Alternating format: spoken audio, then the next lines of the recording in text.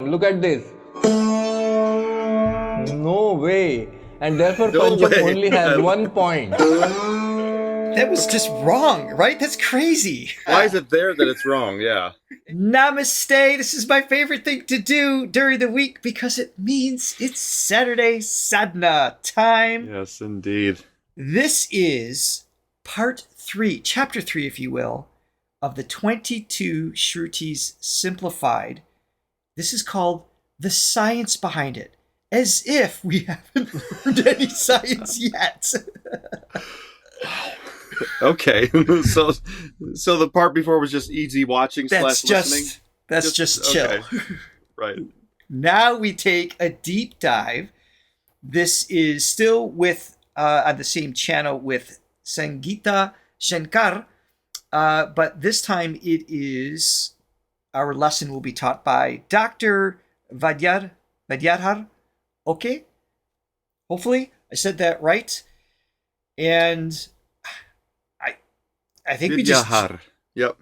I think we just jump in, my friend. Let's Time to do learn. it. But before we do, if you haven't already, please hit that like and subscribe button and ring that bell so you always know what content we are coming up with. Johnny, do you have your nerd glasses on? Ah.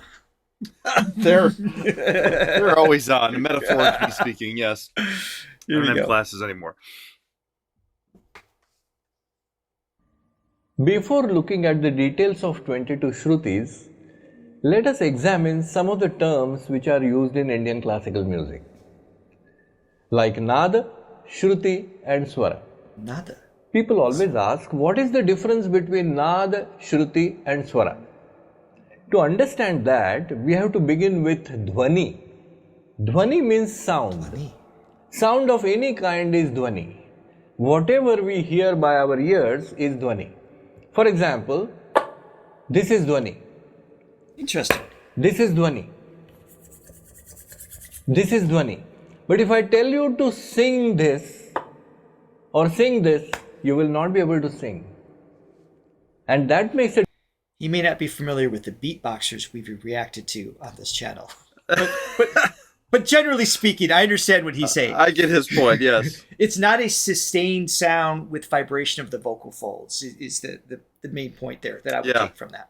But even those sounds, if you listen closely, there is a pitch to them.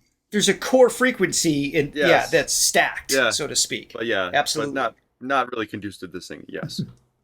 Difference between Dhvani and Nada, because Nada is something which you can sing. Sustained. Imagine that you are in a temple and the bell rings. Tan. We are able to sing that. Tan. When musical experience is given by a particular sound, it is called as Nada. Okay, cool. Now the simplest example of Nada is that which comes from a string. Now here we have One last note I want to say to translate it to in terms that I use as a vocal coach is it's basically phonation, meaning it's something that the vocal folds are vibrating at a intentional speed of vibration, pushing the air molecules around, therefore creating that sound wave. So is not sustainable, like you're saying, it has pitches to it, but it isn't something that is sustainable or phonated inside of the larynx. So those are terms that I would use for the same thing. Okay. a Shruti Veena or a diachord. Diachord means a Veena which has 2 strings on it. Now let us see how many nadas are present in between 2 shadjas or fundamental tones.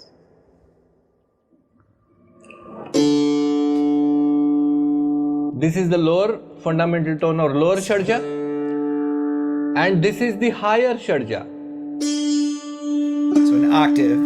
And in between these, how many nadas are present? Just have a look at this.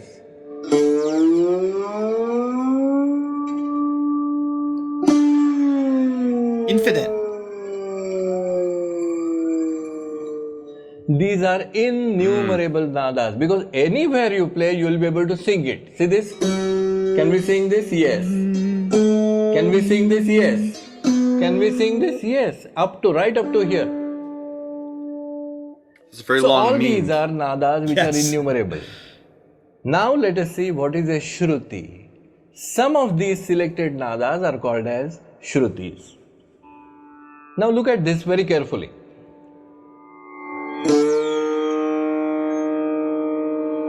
84.92.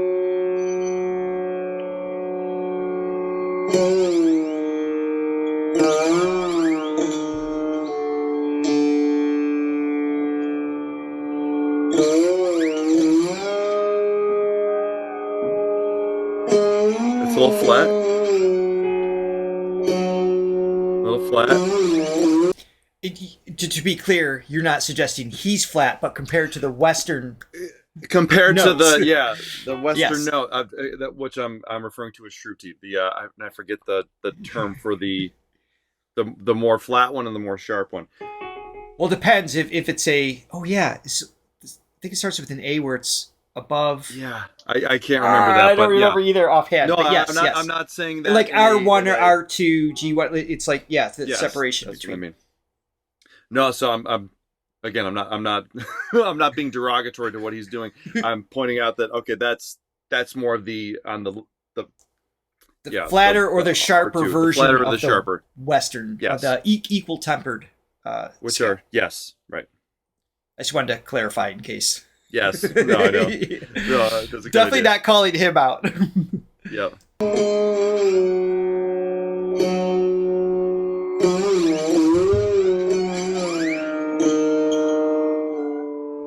Cool. What is the difference? Did you understand?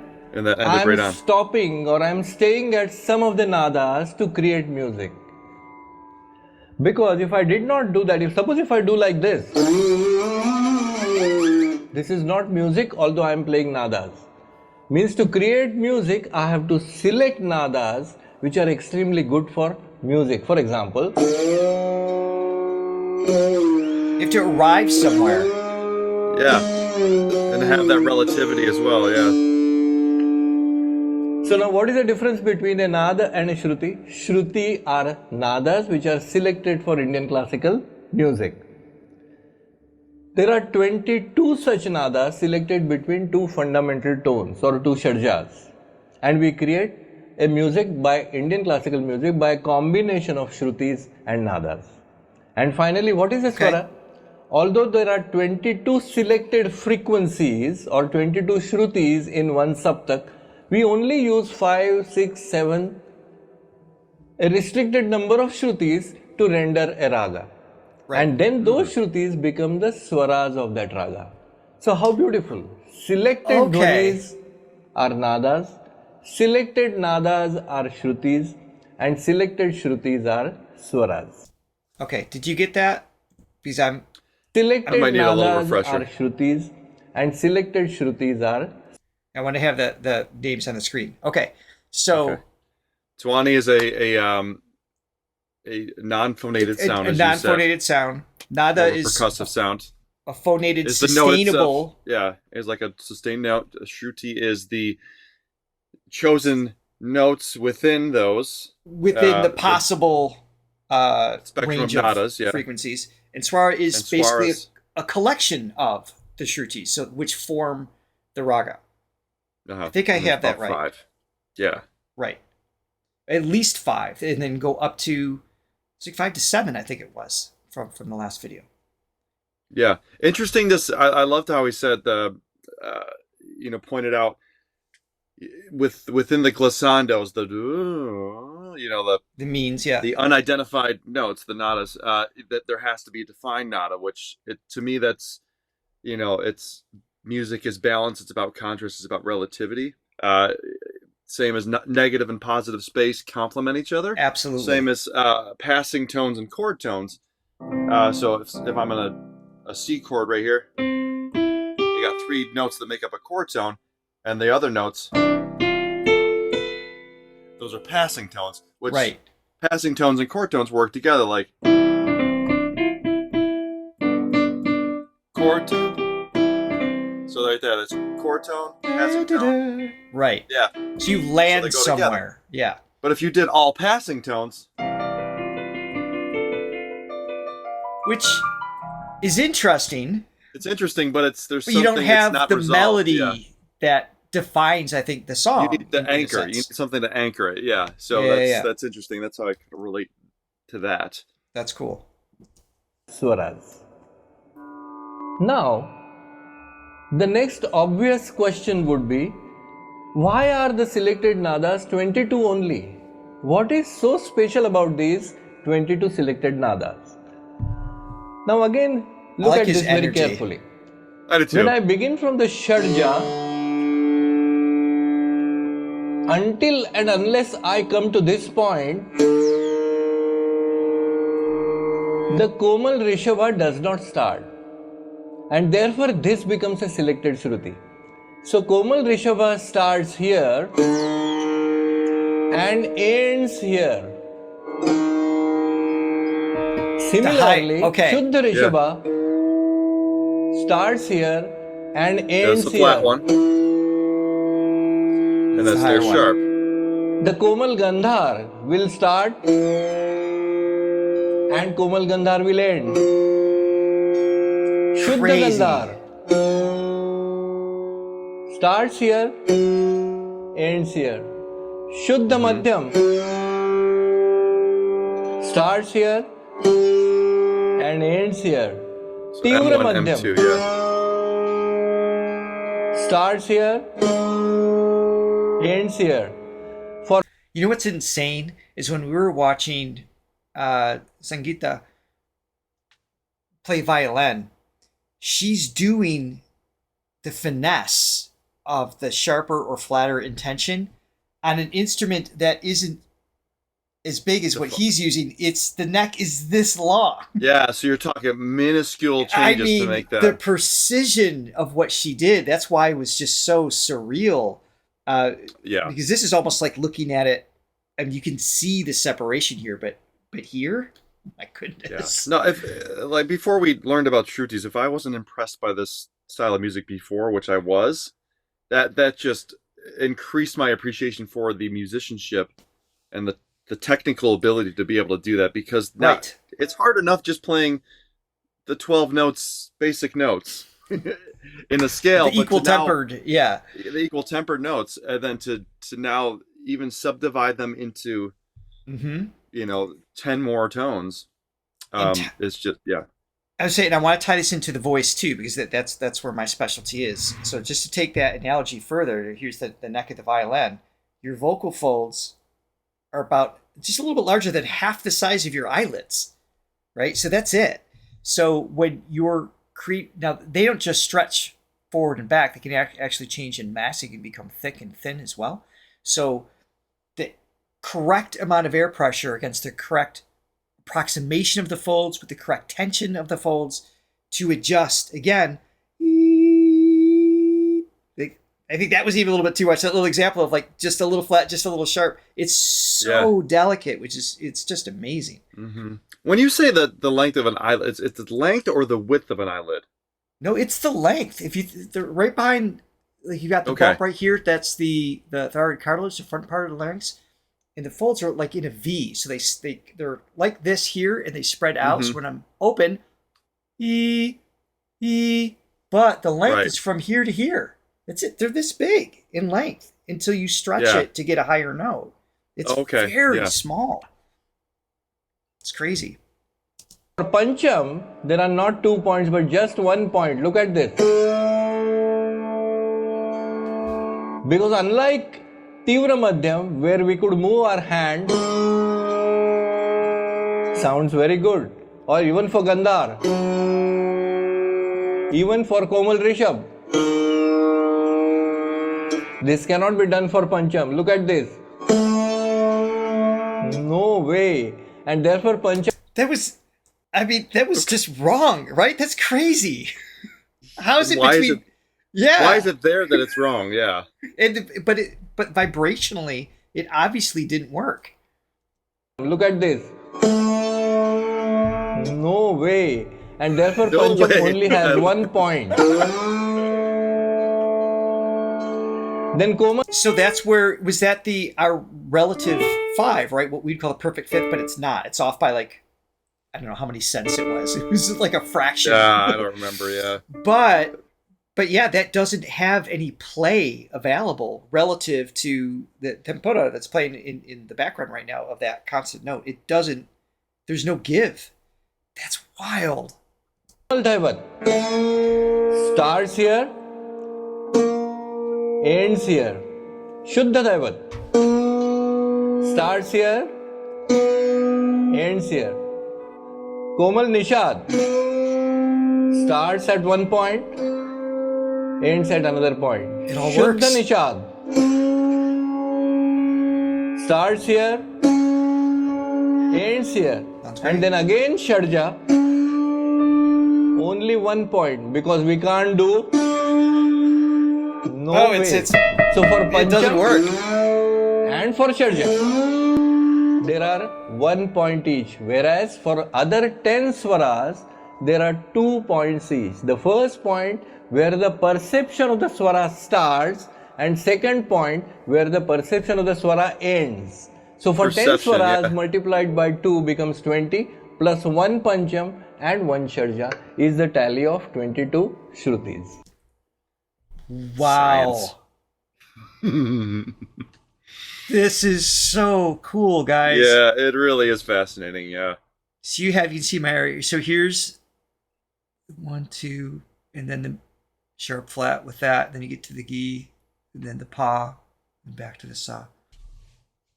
Absolutely wild. I hope for many of you listening, because we've got a lot of amazing comments that are enjoying the journey along with us.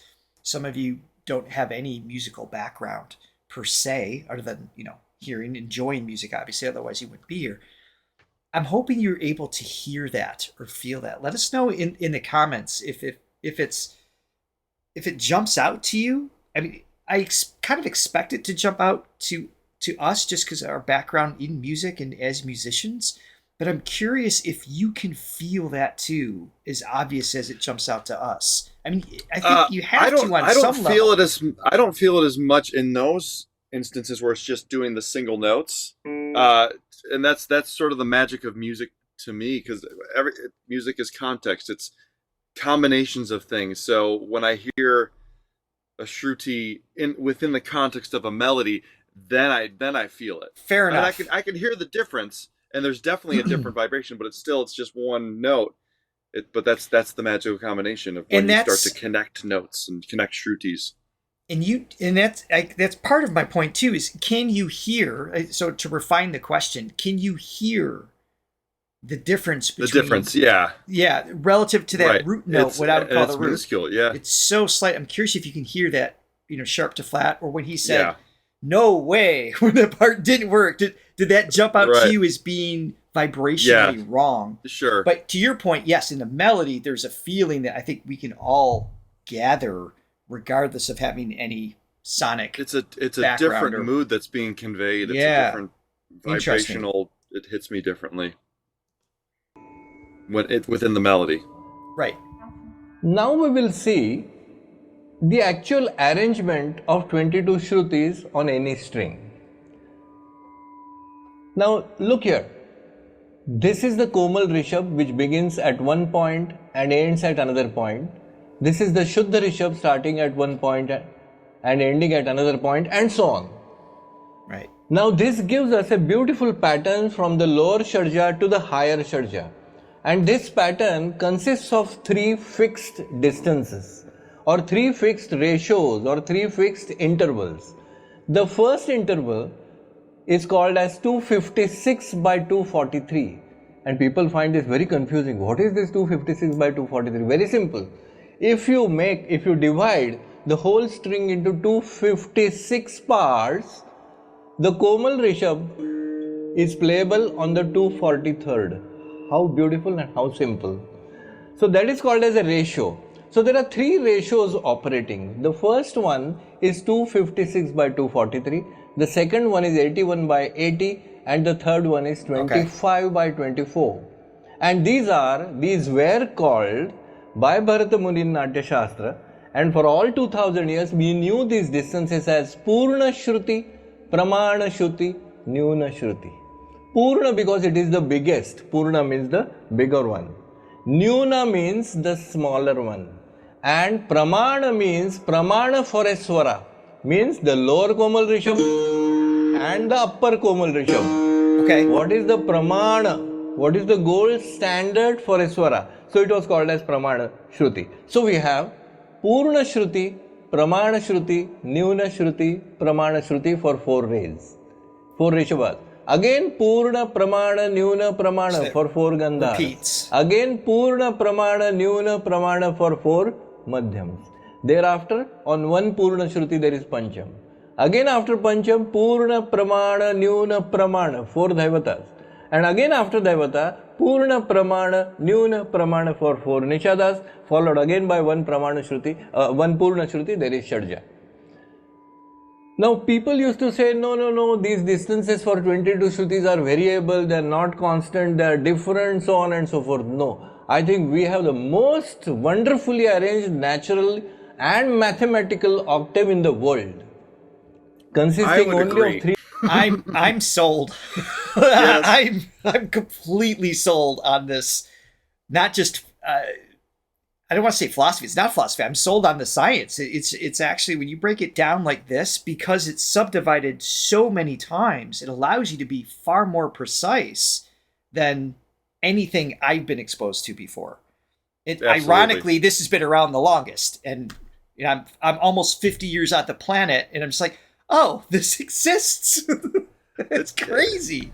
It just makes me think. I mean, to me, this is like becoming, probably even more so, like becoming a great jazz musician. To me was always, I dabble in some jazz, but it's one of those things where I always thought to myself, you have to really sort of dedicate your life. If you want to be a great jazz player, you can't just kind of do it on the side.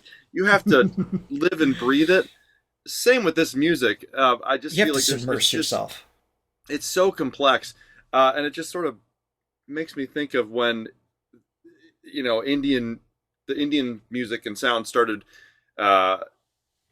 coming to the Western music. So like through the Beatles, George Harrison, for example, probably one of the first. When he played the sitar on Norwegian Wood, or when the Rolling Stones played the sitar on Paint It Black, how bad that must have sounded to like an Indian, perhaps, like, right? To us. I mean, I still love those songs. It was exotic to us, to our ears. What a great sound! And I'm just hearing it. It's like it sounded fine to me, but to somebody that has a trained ear in this stuff, they must have been like, oh, it's like that's out of tune. Just like, oh God, so primitive. So primitive. But I love Western music. That's the funny thing. I do too. I'm bringing that up just because it's like learning a different language in appreciating something differently, or a different medium in art. It's like I've been, maybe using pen and ink, stippling or whatever my whole life, and then now just discovering watercolor. It's just a completely different medium to, that allows you to express. And I don't know if that analogy sinks in or not. And let me specify because when I say that they would probably cringe, is because not at the songs that the Beatles did where they actually had Indian musicians play. Those were great. It's when George Harrison was playing the sitar and he was like picking out the notes, or Brian Jones, I think, from the Rolling Stones, was picking out the notes and playing it himself, not knowing the intricacies of especially the Shrutis and the proper technique.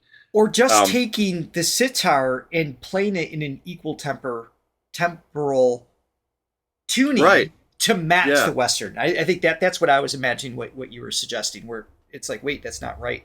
That too. But just having somebody that's not, you have to be sort of an expert. You have to be an expert to be able to do this.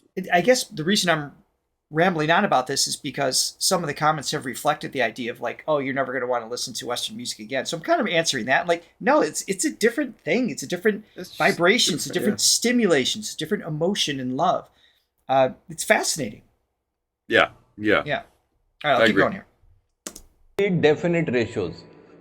Now, in terms of simplicity of music, we could also say that Purna Shruti is exactly 5.35% above the frequency of Shadja. So, Purna Shruti is 5.35%, Pramana Shruti is 1.25% of the frequency, and Nyuna Shruti is 4.16% of the frequency. And you can see that the frequencies go on increasing, and we exactly know any of the 22 Shrutis what is the frequency increase. Now because we know the frequency increase, we can back calculate the exact distance on the string where these Shrutis can be played. And what is absolutely astonishing is the percent distances you are seeing here remain the same for any string instrument in the world, played at any time by any player tuned to any shadja. Can you believe this? I do. For example, the Ati Komal Rishabh.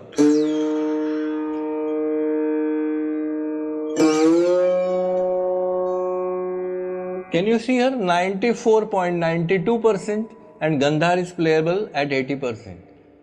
Now, if you want to play the Ati Komal Rishabh of Todi on any instrument, whether it is violin or Dilruba or Satar or Sarod or whatever, it will be played on 94.92% length only.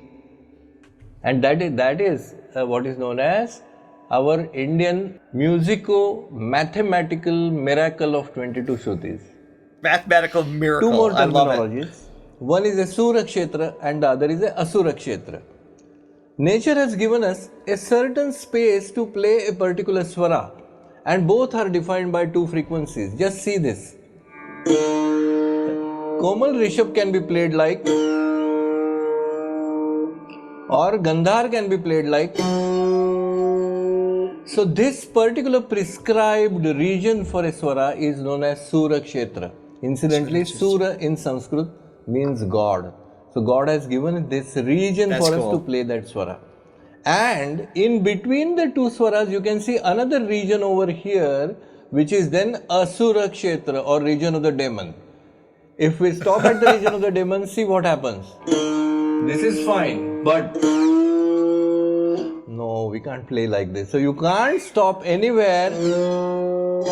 No. So we have to stop at... I love it. No. So it's like the notes of the god and then the notes of the demon, right? So it's like has like this like what vibrates correctly, what resonates in a way that is acceptable and pure or impure, almost kind of thing. Oh yeah. I love his delivery too. Do you want to have a beer with this person? I really just want to. I do. I feel like he'd be just so fun to hang out with. Absolutely. There's such joy in his. There's a passion behind what he's teaching. Absolutely. Let me back this up. No. So we have to stop at specific Shruti points only while creating Indian classical music. And so this is the arrangement of the Sura Kshetra and Asura Kshetra. Sura Kshetra, Asura Kshetra, Sura Kshetra, Asura Kshetra, and so on. For a number of years, we were taught that Shadja, Madhyam and Pancham have 4 Shrutis each. Rishabh and Dhaivata had 3 Shrutis each. That's in his video, not mine. Gandhar and Nishad have 2 Shrutis each.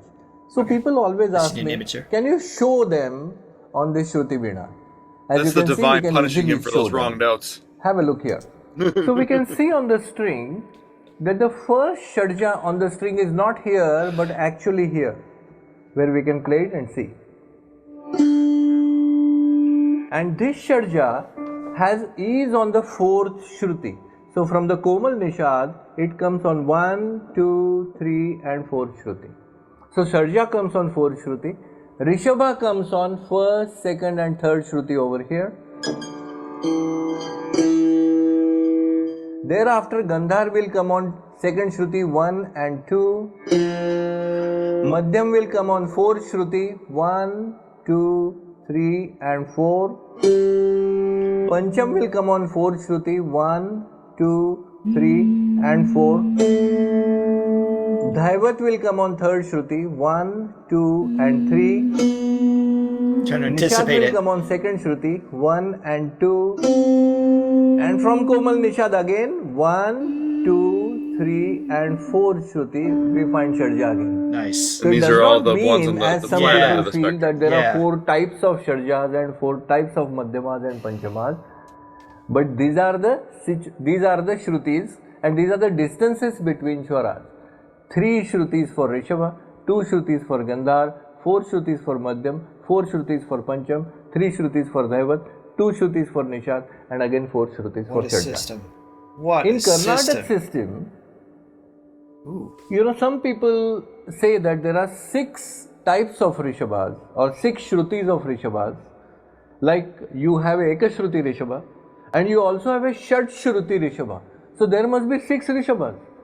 Similarly, you have 6 Gandhars, again you have 6 Dhaivatas, like you have a Ekashruti Dhaivata, Dvishruti Dhaivata, Trishruti, Chatushruti Dhaivata, Panchashruti, and even Shat Shruti Dhaivatam. Okay. And 6 Nishadas. Didn't follow So where that. are they situated in these 22 Shrutis? I got a little lost on that one. But when he speaks quickly, and I'm still trying to memorize, wait, what does that word mean? I know there's a lot of information. Yeah. Let's back up just a little bit Language. here. Coming towards the end. Dhaivata, Dvishruti Dhaivata, Trishruti, Chatushruti Dhaivata, Panchashruti, and even Shat Shruti Dhaivatam. And 6 Nishadas. So where are they situated in these 22 Shrutis? Look at this again carefully. The first 6, 1, 2, 3, 4, 5 Right. and 6. These are the 6 varieties of Rishabhas. Ekashruti Rishabha, Dvishruti, Trishruti, Chatushruti, Panchashruti, and Shashruti Rishabha. Got that. These are the 6 types of Gandharas. Ekashruti Gandhar, Dvishruti, So Trishruti, 4 overlap. Chatushruti, Panchashruti, and Shadshruti. Then we have 2 Madhyamas. One is the Shuddha Madhyamam and then Pratimadhyamam, followed by Panchamam. So after Pancham, again we have 6 Dhaivatas followed by 6 Nishadas with an overlap, just as there was an overlap of 6 Rishabhas and 6 Gandharas. Okay. So you can see that whether it is North Indian or whether it is Hindustani or Carnatic system, we have the same 22.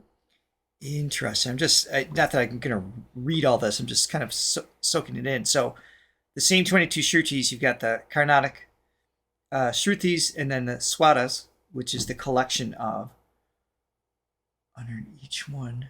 Okay. Right. And then The and then the grouping of Hindustani that, yeah. here. Yeah. Okay. Shrutis operating. We just saw the positioning of 22 Shrutis on the string. Now you will find it very interesting. It is just the mathematical position which is important, not with what instrument are you playing. Look at this now. I am playing with a mobile phone. My mobile has to just go on the proper mathematical place, that's all. That's how you use a phone.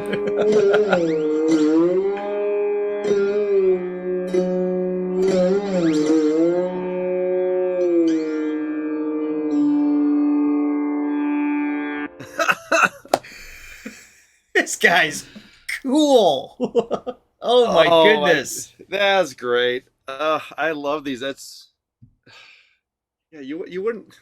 I didn't think that going back to school would be so fun, but it's. I like learning this. It's so interesting. I think you would have enjoyed by. going to school with me. You would have failed because I would have distracted you constantly, but it would have been enjoyable. Richard was naughty back in the day. He was very naughty. Oh my goodness.